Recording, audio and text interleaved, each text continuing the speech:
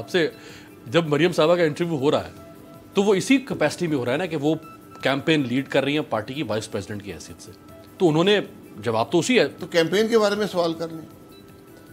देखिए, जब आप इंटरव्यू करते हैं तो उसको उसी पैराई में देखें, उसी कॉन्टेक्स्ट में देखें। आप मुझसे इंटरव्यू कर रहे हैं, मैं आपको जो आप सवाल देंगे मैं जवाब दूंगा। अगर आप मुझे आप ये कहें कि नहीं आप PMLN के स्पोक्स पर्सन के तौर पे बात करें, फिर मैं आपको अलग से जवाब दूंगा। अच्छा, इसका मतलब मरियम साहबा ने जो कहा है वो अपने तौर पर उन्होंने कहा है, उन्होंने सवालात का जवाब दिया है। जी।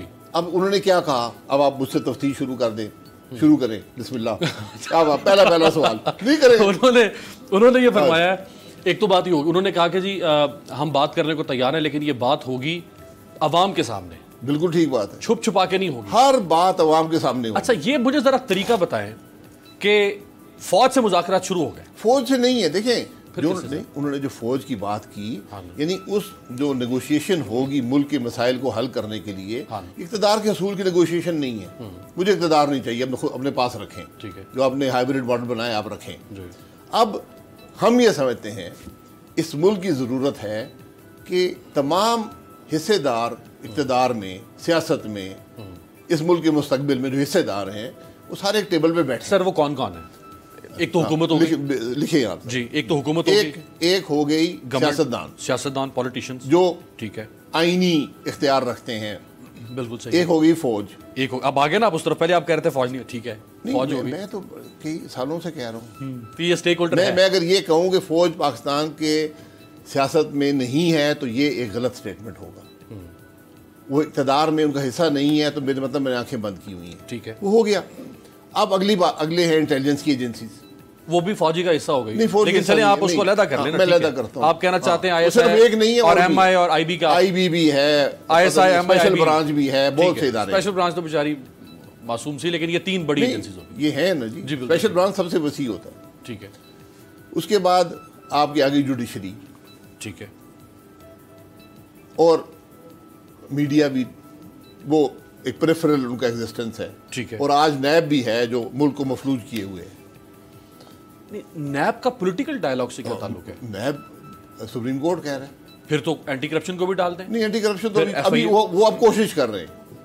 वो उनको भी लिख दें। वो पहले नहीं थे। ये जब इतना अब जब नैब काम नहीं कर सकी, जब नैब के बारे में 2 डिसीजंस में सुप्रीम कोर्ट ने लिखा है कि ये पॉलिटिकल इंजीनियरिंग कर रहे हैं, ठीक है, इनको सिर्फ ऑपोजिशन नजर आती है, इनको केसेस इनके पास नहीं है, तो अब हमने फिर स्पेशल एंटी करप्शन एस्टैब्लिशमेंट जो पंजाब की है वो भी हरकत में आ गई, ठीक है, और हर जिले में वो मौजूद है।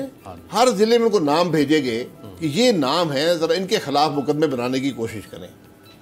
अच्छा, अब नैब के बाद आप कह रहे हैं कि हुकूमत ने एंटी करप्शन एस्टैब्लिशमेंट का इस्तेमाल शुरू कर दिया, अल्हम्दुलिल्लाह। इसीलिए ख्वाजा आसिफ और खुर्रम दस्तगीर के खिलाफ यहाँ मेरे खिलाफ भी कोशिश हो रही है।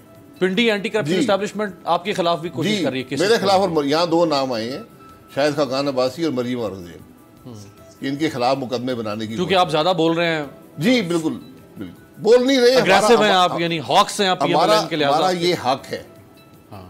मैं सियासत में हूँ, मुल्क का वज़ीर-ए-आज़म रहा हूँ, मैं चुप, मुल्क को तबाह होते हुए मैं चुप नहीं बैठ सकता। मुझे बात करनी है, मुझे बात करने से आप रोक नहीं सकते।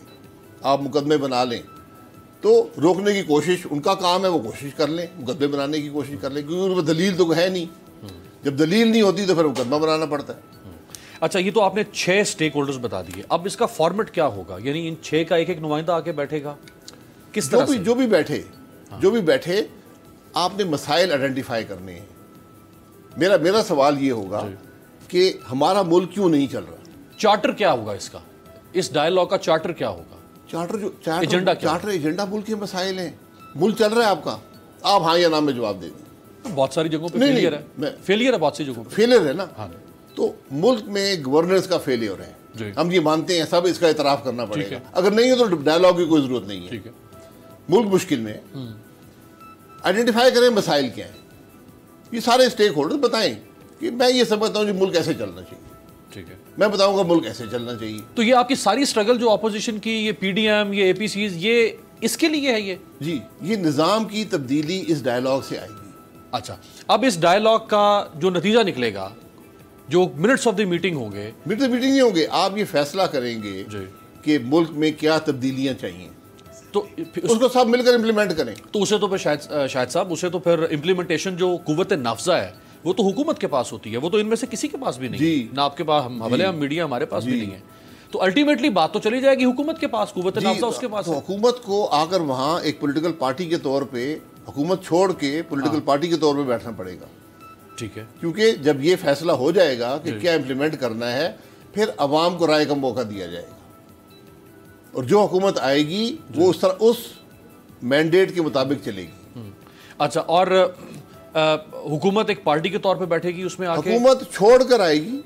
अच्छा, आप कह रहे हैं कि हुकूमत ना रहे? जी, हुकूमत रह नहीं सकती, इंटरिम हुकूमत पर होगी उस दौरान क्या? क्योंकि जो मसला है वो डायलॉग के बगैर हल नहीं हो सकता और डायलॉग हुकूमत के होते हुए हो नहीं सकता।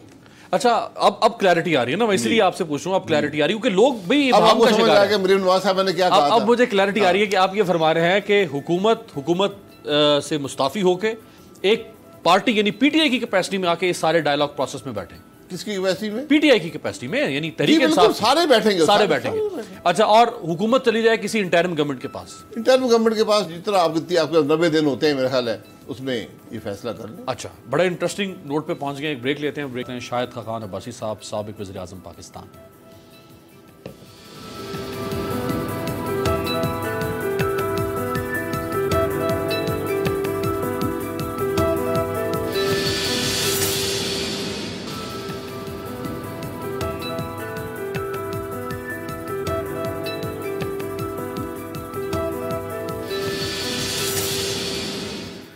ब्रेक के बाद खुशामदीद। शाहिद खाकान अब्बासी साहब तशरीफ रखते हैं। उन्होंने फरमाया कि जी नैब, जुडिशरी, मीडिया, गवर्नमेंट, आर्मी और हमारी जो 3 सुप्रीम इंटेलिजेंस एजेंसीज हैं वो ये एक स्टेक होल्डर के तौर पे सारे बैठे।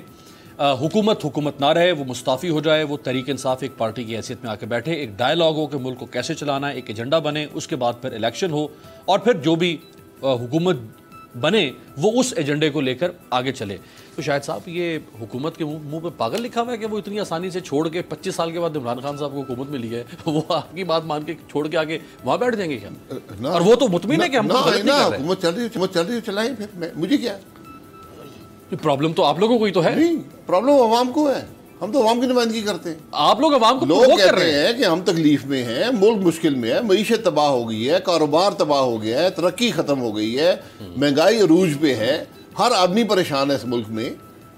हम तो उनकी तकलीफ की नुमाइंदगी कर रहे हैं। अगर आप आंखें बंद करके कहना चाहते हैं कि नहीं हुकूमत बड़ी अच्छी चल रही, चलाएं फिर, सो बिस्मिल्लाह। अगर आपका कोई बेहतर तरीका है तो वो बता दें। अगर हुकूमत मुस्ताफी नहीं होती तो फिर आपके पास अब 3.25 साल है ना इस हुकूमत के बाद, फिर डायलॉग नहीं हो सकता। फिर आपके पास प्लान बी क्या है आपका? मेरे पास तो 3 साल नहीं है, मैं तो हर लम्हा भारी समझता हूँ और हुकूमत को खुद ही अंदाज़ा हो जाएगा कि मामला कहाँ पहुँच जाएगा। मैं ये कह रहा हूँ कि इससे पहले अवाम सड़कों पे आ जाएं और वो इस बात की तफरीक ना करें कि कौन हुकूमत में है और कौन अपोजिशन में है और कौन वर्दी में है और कौन वर्दी के बगैर है। जब वो मामला आने से पहले इसका हल ढूंढ लें। अच्छा, तो ये बताएं कि मरियम साहबा ने फरमाया कि ये अब डायलॉग जो है अवाम के सामने होगा, छुप छुपा के नहीं होगा। तो ये जब डायलॉग शुरू हो जाता है आपके दिए हुए प्लान के मुताबिक, तो ये क्या फिर कौम को भी दिखाएंगे, लाइव ब्रॉडकास्ट करेंगे? नहीं, मैं कौम को भी पता चलना चाहिए कि बोल नहीं, अवाम को पता हो कि सब लोग हमारी बेहतरी के लिए बैठे हैं। जो नेगोशिएशन होती है वो पब्लिक नहीं होती, क्योंकि उसमें बहुत सी बातें होती हैं वो टीवी के सामने नहीं की जा सकती। जो फैसला होता है वो पब्लिक होता है। अवाम को पता हो इसकी ज़रूरत नहीं थी माजी में, अब वो इत्मीनान ख़त्म हो गया। जब उन मीटिंग्स को जो की जाती थी आपस में एक दूसरे से, उनको जब तशहीर की गई, उनको मुख्तलिफ रंग दिए गए, तो अब हर शख्स खाइफ है, बैठने को तैयार नहीं है। तो अब जब बैठने की पहली शर्त यही होगी कि अवाम को बताया जाए कि आज अपोजिशन, फौज, इंटेलिजेंस के इदारे, जुडिशरी, ये सब बैठ रहे हैं आपके मसाइल को हल करने के लिए। ठीक है, एक मुल्क के अंदर पॉजिटिविटी आएगी, आप यकीन करें। अच्छा, अगर मायूसी आ जाए खत्म हो जाएगी। अच्छा, अगर शाहिद साहब उसके बाद इलेक्शन होता है, इंटरिम गवर्नमेंट बनती है, इलेक्शन होता है, उस इलेक्शन में अगर आप लोग जीत जाते हैं तो इमरान खान कहेंगे कि मैं इस इलेक्शन को नहीं मानता। इस इलेक्शन इसमें सबसे पहला फैसला यही होगा इलेक्शन कैसे करना है, कि वोट को इज्जत दो, जो अवाम कहते हैं उसको एक्सेप्ट करें। ये कैसे डिटर्मिन होगा कि जो अगला इलेक्शन होगा इस प्लान के तहत वो प्लान, वो इलेक्शन आपको मुतमईन करेगा और उसके अंदर वोट ये वो सब यकीन करें सबको मुतमईन करेगा। जब आप बैठेंगे, एग्री करेंगे, जुडिशरी उसकी निगरानी करेगी, इम्प्लीमेंटेशन करने वालों को पता होगा कि कोई साइड्स नहीं है, ये सब ठीक हो जाता है। तो आपने तो अभी गिलगित बल्तिस्तान के इलेक्शन पे भी धांधली का इल्जाम लगाना शुरू कर दिया है। मैं यही कह रहा हूँ, हमने कुछ सीखा नहीं है ना। उसमें ऐसा क्या हो रहा है कि जिससे आपको लग रहा है कि धांधली हो रही है? कल इलेक्शन है ना, इजाजत है गिनना शुरू कर दूं? जी, कल शाम तक का भी उनके पास टाइम शुरू हुआ। हाँ PMLN की गवर्नमेंट थी जी, 2.5 साल मिसाली गवर्नमेंट रही है, उसके बाद भी मिसाली रही है जो इस हुकूमत के साथ गुजारे हैं।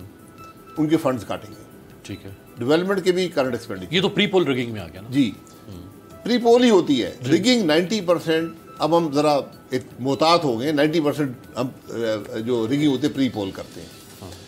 फिर हमने 4 महीने पहले हुकूमत को काम करने से रोक दिया। फिर हमने मुशावरत के बगैर इंटरिम गवर्नमेंट लगाई। सारे इंटरिम गवर्नमेंट के जो वज़रा हैं, एडवाइज़र्स हैं, वो आज सारे सियासत में मुलव्वस हैं। 24 वहाँ हल्के हैं, हर वजीर ने 2-3 हल्के पकड़े हुए हैं और वहाँ दिन रात वो काम कर रहा है। फिर हमने यहाँ से वफाकी वज़रा भेजे। परसों तक जब मैं वहाँ से आया हूँ तो जो वफाकी वजीर जो काबिल आदमी है कश्मीर अफेयर्स के, अली अमीन गंडापुर साहब, शाइस्तगी की से जिन्होंने वो मरियम साहबा के हवाले से इंतहाई फरमाते हैं नामुनासिब, जी, तो उनको नामुनासिब प्राइम मिनिस्टर ने नहीं कहा। नहीं, वो तो पाकिस्तान के अवाम कह रहे हैं, प्राइम मिनिस्टर को शायद पता नहीं चला अभी तक। तो बहरहाल वो 200 अरब से ज़्यादा के वादे कर चुके थे अवाम से ओपनली, और भी कई वज़रा वहाँ फिर टुर रहे हैं, तरह तरह के लोग पैसे भी बांट रहे हैं। फिर हर हमारे जो उम्मीदवार थे, 6 जो हमारे स्पीकर और वजीर थे उनको तोड़ा गया, दबाव से, लालच से, जो भी था। हमारे 16 मेंबर थे लास्ट टाइम, 15 हमारे इलेक्ट हुए थे, 1000 था, 6 उनमें से तोड़े गए। सब्सक्राइब करें और बेल दबाएं ताकि कोई खबर रह न जाए।